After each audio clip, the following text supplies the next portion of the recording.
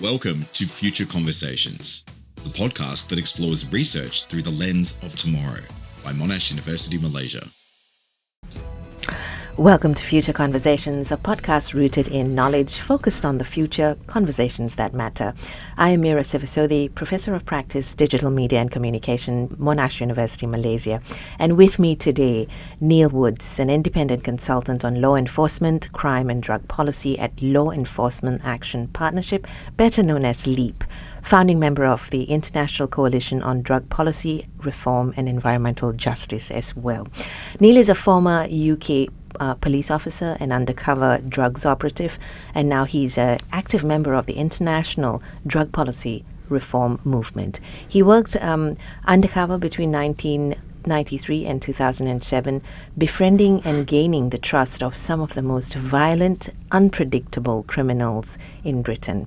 Being in the front line of this war on drugs, Neil has come to see the true futility of the war on drugs, that it demonizes those who need help and empowers the very worst elements in society.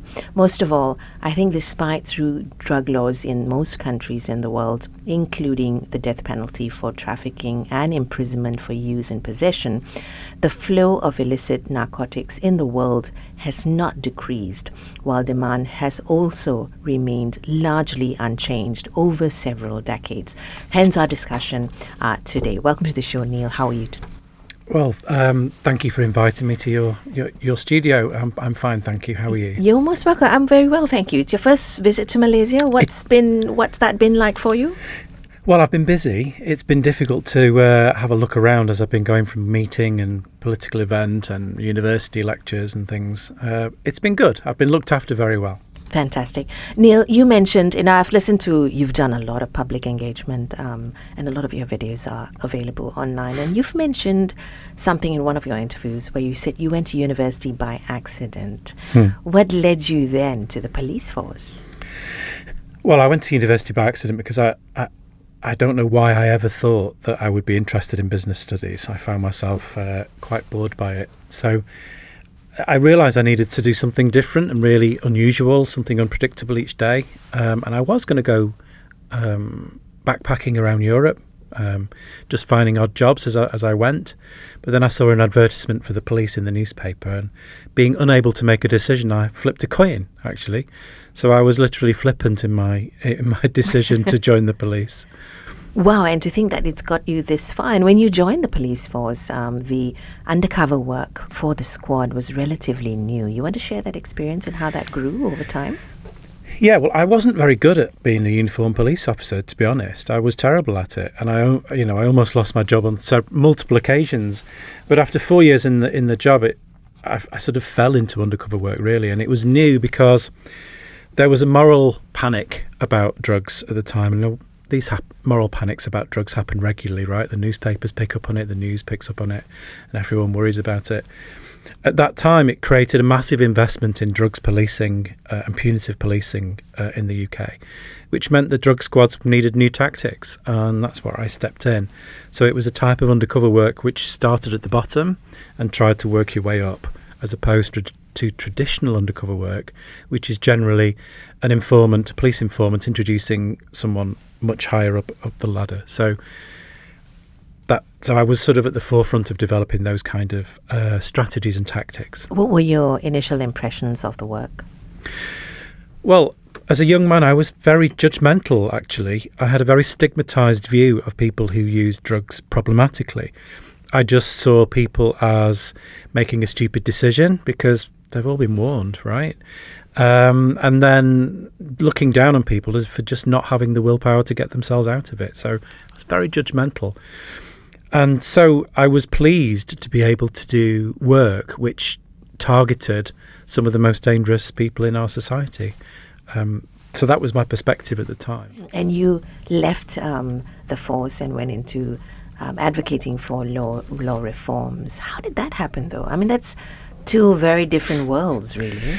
Well, almost conflicting worlds. I mean, that's quite a long story, really, how I came to that conclusion, because, you see, I worked that kind of undercover work over the space of 13 years. Not full time, but a significant amount of that time. And there were various events which made me doubt both the efficacy and the ethics and the morality of what I was actually doing. In 2003, I did an operation. So I'd been doing undercover work for almost 10 years by this point. I did an operation to try and infiltrate some of the Nottinghamshire gangs. Now, at that point in time, there was open warfare between some organised crime groups, particularly a group called the Bestwood Cartel. So there was lots of pressure on me to try and find out intelligence and information about the use of firearms and the violence. So I went into that area and I used my usual tactic, which was to look for the most vulnerable person, the most vulnerable people in that community, people who were living in squats, homeless people. And the reason I would look for the most vulnerable is because they're the easiest to manipulate. And if that sounds ruthless, well, of course it's ruthless. Ruthlessness is in the nature of drugs policing. This idea that we can use vulnerable people in order to catch drug dealers. It's a very ruthless approach. So I spent a long time getting to know this particular young man called Cammy. I went shoplifting with him, which was great fun, actually. I suppose I knew I wasn't going to jail, but, but it was fun for me, maybe not so much fun for everyone else. But the point is I really made friends with him. And, the way I used to make friends with people is to spend time listening to them. And also, in order to survive in that world, I had to understand the motivations of the people I was fitting in with. What I found was that every single one of these people who were using either heroin or crack cocaine or other drugs problematically, every single one of them was doing so to try and cope with childhood trauma. And I mean every single one of them. Every conversation I had, it was a new story. One woman said, I can stop taking heroin, and I do sometimes to bring my tolerance down. But when I stop taking heroin, I remember the feeling of my uncle's fingernails when he sexually assaulted me as a little girl. So for her, it was a very rational decision to numb that emotional pain. And this was the case in every single person. So in Cammy's case, he was self-medicating because he was abused by his father. And I remember a phrase that he said, he only beat me when I deserved it. So he was using heroin to numb his emotional pain as well. But I was observing this, but I was using this information to better manipulate people, not to care for them. Nowadays, I refer to it as weaponizing empathy. But at the end of that operation, like most of my operations, I thought I was going to die at various points. Cammy was also arrested and he ended up being in the cells. But when he was in police custody, he ended up being on minute-to-minute watch, suicide watch. And that's because, as he explained to the interviewing officers, that my betrayal of him was the final straw for him. He thought in me he'd finally found a friend he could trust and confide in. And of course, I was very good at making friends with people. But for him, it was just a step too far. But that's one of the many instances, events that happened that sort of eroded my faith in the system. And it is faith. It's blind faith, because I believed in the system because that's what the laws were. This is what I was told to do. I was in a disciplined organisation. But so because I was in a disciplined organisation, I pushed my doubts to one side. And those doubts became bigger. The evidence before my eyes became a mountain. So it took me I actually think I was slow on the uptake, that actually perhaps I should have come to the conclusions I did earlier. But it took me until 2011 to decide I needed to resign. And what about your own mental health at that time? I mean, I think dealing with this, and you've also said in some of your interviews where lying, acting and undercover work are not the same things. You want to just tell us a little bit more about that? Yeah, I helped develop the training for other undercover police officers in 1997, so I've trained a lot. And one of the points that I would make is that we can't make the mistake that we are actors as undercover officers because we don't have the talent and the skills of a trained actor. We don't.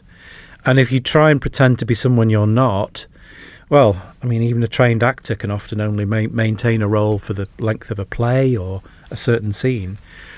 So we have to be a different version of ourselves, and that's a subtle difference, but it's an important difference, and that can be an enormous pressure on one's mental health. So, yeah, by 2011, I was having a mental breakdown. I didn't realise it was complex PTSD at the time. I didn't realise that it was moral injury at that time. But 3 psychiatrists later and many therapists, psychiatric nurses, doctors, now I understand what my diagnosis means, and understanding is a great help in dealing with it. Right. And, when you left to LEAP, to start advocating for law reform when it comes to drugs, how did your colleagues and even your superiors, how did they react? Did they start, when you started to question the system or, when you started to advocate for reforms, was there, I'm sure they weren't very pleased. No. Well, when I first went public, my first interview, so I discovered LEAP. I was introduced to LEAP by actually the CEO of Release, an important organisation in the UK. I found that there's this international network of cops who are exactly like me: police, prosecutors, judges, either retired or otherwise. And this organisation's based in the United States, and this is it's a very empowering thing to know that you're not alone in these conclusions and that there are other people with the same experience. And so this movement is growing rapidly, and now I find myself on the board of the organisation in the United States. But when I first went public in the UK, I got hate mail from police officers. I was accused of betraying secrets because I was talking about tactics within undercover work. And yeah, I got hate mail. It was extraordinary to be so isolated and attacked by my former brothers and sisters in arms. It was extraordinary. But I published my first book, a memoir, in 2016, and within a year of that, I've only ever had since then support. I only get support, and that support is increasing. So I only get pleasant emails. I get emails from police officers struggling with the work that they're doing because they're coming to the same conclusions and they're still in the police. And this is really difficult for them, really difficult to have this moral quandary and not being able to invest and believe in the work that you're doing. And so support for reform within police is growing very rapidly around the world. Which is a good thing. So the Law Enforcement Action Partnership, LEAP, pushes for evidence-based policies. You want to tell us more about that? I mean, it's evidence-based policies with public health focus for drugs and mental health rather than criminalization of the whole idea of drugs. Yeah, exactly. So, and evidence is the most important word here because none of our drug laws internationally have ever been based on evidence. None of them. Not the evidence of the harms of the drugs, nor evidence of a punitive response to those problems. Drugs have always been around human existence, and people take them for pleasure, people take them recreationally, and then some people use them to cope with mental health difficulties. People who use them to cope with mental health difficulties will quite often develop a substance use disorder. But it's between 10 and 20% of the people who use drugs that develop an addiction. Yeah. And for the people that do develop an addiction, there's a sliding scale. Some people need a lot of help and some people don't. And actually the most common road to recovery out of addiction is on your own. Most people who develop a problem with drugs find their own way out of it without help. But the people who do need help, we need to give them that help. The trouble is, if you're criminalising an entire part of the population, who's going to seek help?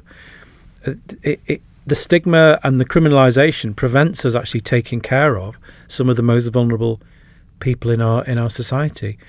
And now there are very, very clear evidence-based policies which can help these people. But look, I've spent over a week here in Malaysia and navigating conversations on human rights and the right to health and evidence-based solutions to take care of vulnerable people, and that is the way the conversation should go.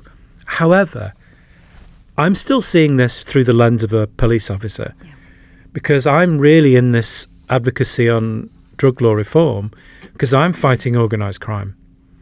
And drug law reform is the best way to fight organised crime. Let's be clear.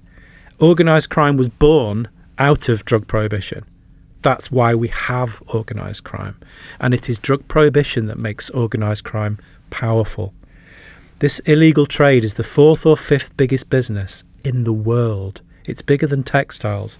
We're all wearing textiles, right? This is how huge this business is.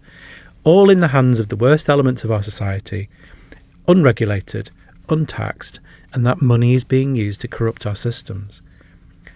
Ultimately, the only way to prevent that is to take the power away from organised crime by taking legal control of all of these markets. Now, I know that's not what's on the table here at the moment in Malaysia. At the moment, we have a real opportunity to decriminalise people who use drugs, to decriminalise the use and possession of drugs. Now, that's not going to take as much power away from organised crime, but let's be clear again, organised crime do not want decriminalisation. And if you allow me, I'll just explain one of the most important reasons why. If you have a huge prison population, or any prison population, with people who use drugs in prison, people don't stop using drugs in prison. There isn't a drug-free prison in the world. But the thing is, drugs are much more expensive in prison. It varies, but the average around the world is they are 4 times more expensive in prison. They are paid for quite often by a line of credit, and that credit accrues interest.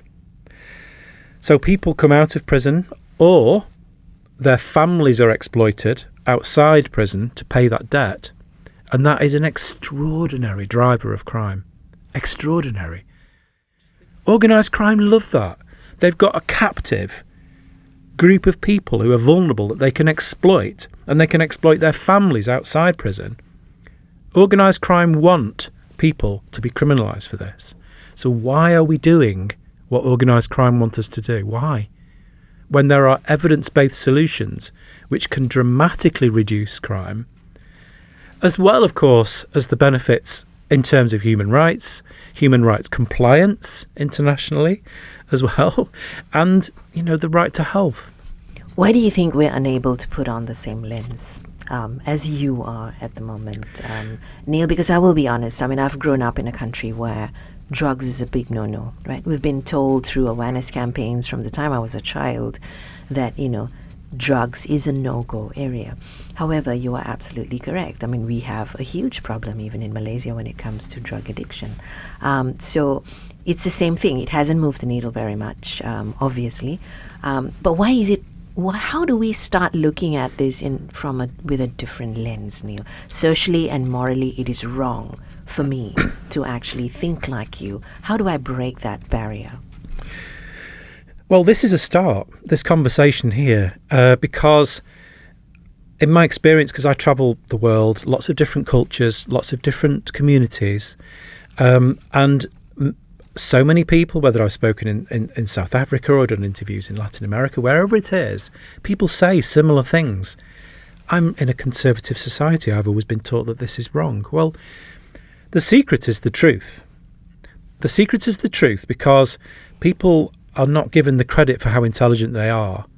People will listen to these explanations and this information, and they do get it, but they've not been exposed to the truth so often.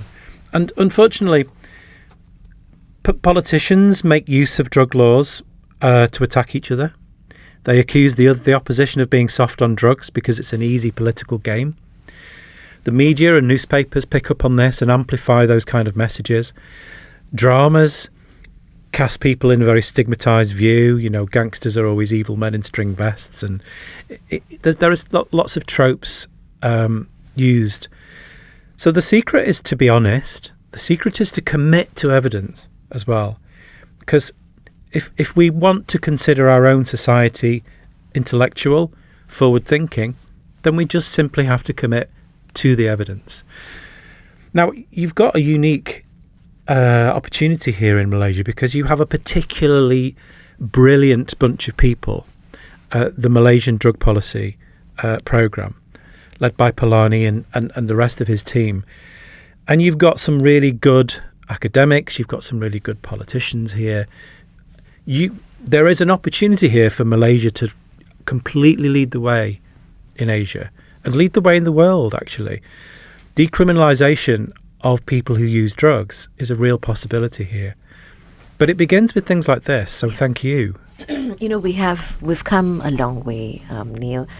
There were reforms in 2023 last year. We've sort of moved away from the death penalty for many of the offences when it comes to drugs. We're still holding on to it for some offences. However, for pretty much for most of it, we've actually removed that. But you always talk about Portugal and Switzerland, and who have successfully decriminalised drug use and focused on harm reduction.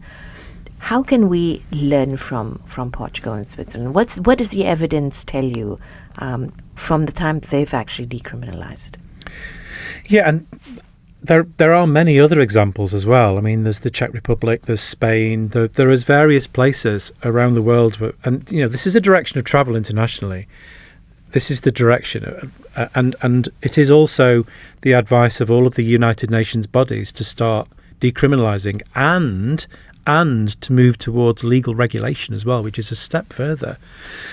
So Portugal did a great job, and they're important because the government essentially set up a group of experts and politically committed to agreeing in advance as to what those experts would recommend to deal with their enormous drug deaths problem and organised crime problem. And that happened in 2001. The international community was shocked. Like, how can you do this? But they could, and they did. And now the evidence is overwhelming in support that their system works. So nobody gets a criminal record for possession. They get diverted to a health intervention, which is the evidence way. In Switzerland, they've actually developed legal regulation. So in 1994, they legally regulated the heroin market. And as a result, they're the only country apart from the Netherlands, because the Netherlands followed Switzerland, they don't have a heroin problem. And the rest of Europe is in a heroin epidemic. We have record drug deaths in the UK. But in Switzerland, they don't have a problem. Because if you have a problem with heroin, you go to a doctor and you get a clean supply given to you by a doctor's prescription. And as a result, they have tiny numbers of people using heroin because organised crime don't own that market. Doctors do. Now, that might seem like an extreme response, but the evidence is there. Now, bear in mind, Switzerland is the most conservative country in Europe, but they're also pragmatists. And that's so to further answer your previous question, even conservative nations can decide to be pragmatists, right? Because it's the end result that matters. It's people's lives that matters most.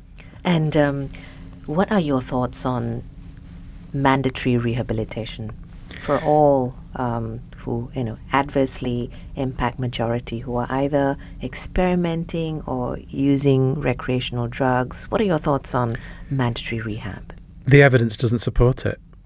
It's coercion or forced rehabilitation does not work. There is no evidence base to support it. But it keeps becoming a political thing because of ideology. The belief that we can force people into change. But what other health condition would you forcibly give someone treatment? Addiction is a health issue. It's a health condition. You can't force someone into treatment and expect it to work. There's a Hippocratic oath. There's ethics, medical ethics here. For what other state of health problems would we do that to somebody? And it is doing something to somebody. It doesn't work. There's no evidence to support it, and on the contrary. And addiction can be it's a chronic condition with relapses. And there's no rules of how many relapses someone is going to have or will have or is allowed to have. It will either happen or it won't. Yes. We meet people where they are. We take care of them on their own terms. We can encourage people and we can support them and we can keep them as safe as we can. But forced rehab is just prison. One of the other things I was reading, which is very interesting, which I've not even thought of, is the whole idea of drug prohibition and how it intersects with the environment. You want to shed more light on that? Because I couldn't get my head around it until I actually read more about it. It's amazing. I never would have thought. Yeah, this is the cutting edge of international drug policy at the moment. It's a new understanding which is developing in real time. So I'm a founder member of the coalition, as you introduced me, and there are many intersections, actually, but the most important one is to do with organised crime. And I've already said that I'm in this to fight organised crime. In 2021, the Global Initiative into Transnational Organised Crime stated that the growing power of organised crime, transnational organised crime, is the single biggest threat to our security and our democratic way of life. That power is because of drug policy. We've gifted them this power, okay? But what that means is that you've got these worst elements of people corrupting systems. And because of the way that we've policed drugs internationally, we've created monopolies and cooperatives. Because the size of the market has stayed the same. In fact, it's grown. No police activity has ever reduced the size of the market. So the wealth in the market has just continued to grow. But because police activity refines the activity of organised crime, it allows organised crime to adapt, perfect itself, become more ruthless. It's meant that we've created monopolies. What that means, if you have a monopoly, it means that you have a greater share of the market and a greater disposable income. And when organised crime have more income, they always invest it in corruption. Like always. It's part of the business model. It's the most important part of the business model. Corruption protects you from the criminal justice system. It gives you an edge over your rivals. It makes your supply routes more efficient. Now, it's policing prohibition that has refined organised crime to this point. But what it means is that because they've got more disposable income, it's much more efficient to corrupt further up the ladder. It's much more efficient to corrupt an entire government than it is a customs official. When it was lots of smaller gangs, it would be individual customs officials. Now, entire states have been captured. So in the last few years, we've had the development of narco states. So in West Africa, Guinea, Guinea-Bissau, Senegal. In Latin America, you've got Honduras has been a narco state for some time. And actually, we're seeing the collapse of the democracy of Ecuador in real time, which is a decision by transnational organised crime. It's being hollowed out. But what this means is if you've got blanket corruption of governance, you can do what you want. And organised crime will always reinvest the wealth from the drug market into other crimes. And there's good evidence of that. What that means is that environmental crimes are now easier because systems have been corrupted. Because once you've corrupted the state, you can do what you want. Yeah.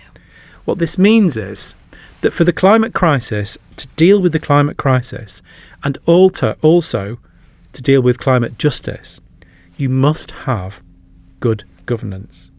So all of the equatorial countries and all of the other countries that go to the COP, the Conference on the Climate, and sign the latest deforestation treaty, illegal mining treaty, whatever it is, that signature means nothing if you don't control your own backyard. The truth is, the mafia controls the Amazon. The mafia controls some of the most ecologically sensitive areas on our planet. There's a road being built through the Amazon that goes nowhere, using government money under Bolsonaro. It goes nowhere. It's only being used for logging and cocaine smuggling. It's just made the supply routes more efficient. But when the floods happened in Brazil, quite recently, there was no money left to pay for the response for the floods, because it's all been spent on a drug smuggler's road. There are many, many examples of this. This is a significant and growing threat. This is about the future of our planet. So it is yet another reason why turning around our drug laws from this insane, punitive philosophy is urgent. And it's been, 7 years since you moved to LEAP and started advocating for reform? 2014. I started advocating, 2013, something like that. Okay, so it's about, 10 years now. Yeah. How far do you think you've come from there? Welcome to Malaysia. I'm happy you came and you're starting this conversation here. I have to say, when I was researching for this interview, I had my own doubts, given what we've been told or conditioned to understand about the drug trade and addiction and dealing with it. So it's a breath of fresh air to actually listen to your perspective on this entire issue. But how do you feel after 10 years of advocating for reforms? Well, I'm a full-time activist. This is my life. So I have to be optimistic, because I would probably struggle with my mental health even more if I wasn't. However, there is good cause to be optimistic. All of the United Nations bodies are now in support of reform, even the UNODC. Volker Turk this year has made his keynote speech that our current drug policy is not in line with human rights, and he's the head of the Human Rights Commission. So, and we've had all of the reforms happening. We've got legally regulated cannabis in lots of places now around the world. Germany, some places do it better than others. We must learn from the mistakes of those where they've done it badly, and learn from where they've done it well, like Canada or the cannabis social club model that's developing in Germany. Taking legal control of the cannabis markets is a massive blow to organised crime, because it's such huge value. These reforms are happening. There are more and more places decriminalising. The conversation's obviously happening here. You've lost some of your punitive measures, although last year's reforms really didn't go far enough. Yeah. There should be no punitive action at all, fines or otherwise, because that's just criminalising poverty. Well, we're starting somewhere. You're starting somewhere. Yeah. It's impressive, and I'd love to talk about the colonial impact if we have time as well. So, one thing I've observed since I've been here this week and learning about the history of the drug laws here, I've been shocked, and I'm a British citizen who is more aware than most Brits. I carry that sort of generational shame of the actions of my forebears. But there's another aspect to international drug policy, is that it's essentially imperialism. And the law that has been discussed about being changed here in Malaysia in the last week or so is the Dangerous Drugs Act of 1952. Yeah. Now, in 1952, Malaysia was still a British colony. So this is a British law that was brought in. At that time in Britain, there was it wasn't illegal to consume drugs, only illegal to possess them. It's still not illegal to consume drugs. So the 1952 law, which is here, the Dangerous Drugs Act, included a measure to make it illegal to consume drugs. Now, in the UK, that would be considered a breach of an Englishman's rights, and that the content of an Englishman's blood and urine is his own business, his own private business. And yet, it was seen in Malaysia and other colonies that much more control was needed. And that was based on racism. It's similar for your bail laws, in the same that was imposed on India. We don't have money bail in the UK. We never have. Never. Bail is decided on risk, whether there's risk of reoffending or risk of absconding. Here it's about whether you can pay for it. That's criminalising poverty. That would never have stood up in the UK. And that is because white people in Britain believed that white people could be trusted to turn up to court, brown people couldn't. It's racism. This 1952 Dangerous Drugs Act is racist, colonial abuse. Your laws are harsher than we imposed on ourselves. And I just think that is something that should be considered when we talk about this. This is something that was done to you. And what I would love to see I would love to see, is Malaysia actually leading the way and showing Britain up to be able to do it better, do it better. Because we've got the same problems, the same political nonsense, and we're criminalising with more people more and more. Let Malaysia show us the way that you can do it better. And if you have a message for us, what would it be? Well, if there are any students listening to this, I've been reading that there is a good history of social justice action, protest here in Malaysia. There must be students out there who can create some really good social media product to talk about that racist element, that we should be getting rid of this colonial baggage. You know, some meme. I was shown the place where independence was declared, and what great leadership there was, and the speech used 3 words: freedom, freedom, freedom. I'm sorry, I tried to practice the Malaysian. Merdeka, merdeka. Thank you. Yes. Well, there must be a meme in that, you know, using that leader's face to say no freedom until the Dangerous Drugs Act is abolished. Something like that. I don't know. Students will be better at it than me. But there's some social media potential there, right? And if anyone wants to get involved in this campaign and support the people who are working really hard, well, that's the Malaysian Drug Policy Programme. They will be grateful for help volunteering, help with social media, boosting social media. And, you know, there's some smart people in that group. What would you say to all of us who still have that thinking that this is a moral problem? Well, what I would say is moral judgment hasn't got us very far. Unfortunately, moral judgment has put us in this mess. It's immoral to treat our most vulnerable the way that we are treating them. That's not in Malaysia, that's around the world. This is not a Malaysian problem, this is a worldwide problem. It's immoral to treat people with a mental illness like they have a moral failing. And actually, the philosophy around the world that addiction is a moral failing actually came from the United States.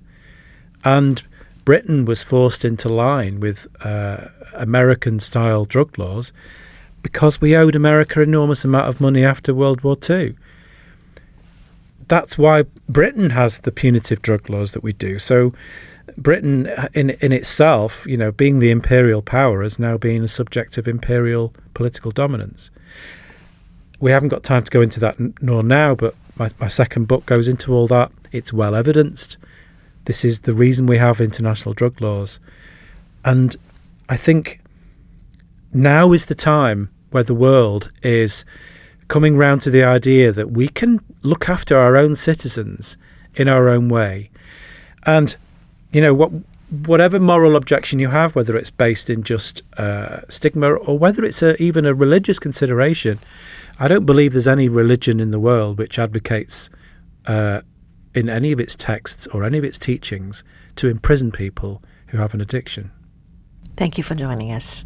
Neil Woods, independent consultant on law enforcement, crime and drug policy at the Law Enforcement Action Partnership called LEAP, also founding member of the International Coalition on Drug Policy Reform and Environmental Justice. On Future Conversations, I am Mira Sivasodi, Professor of Practice, Digital Media and Communication, Monash University, Malaysia.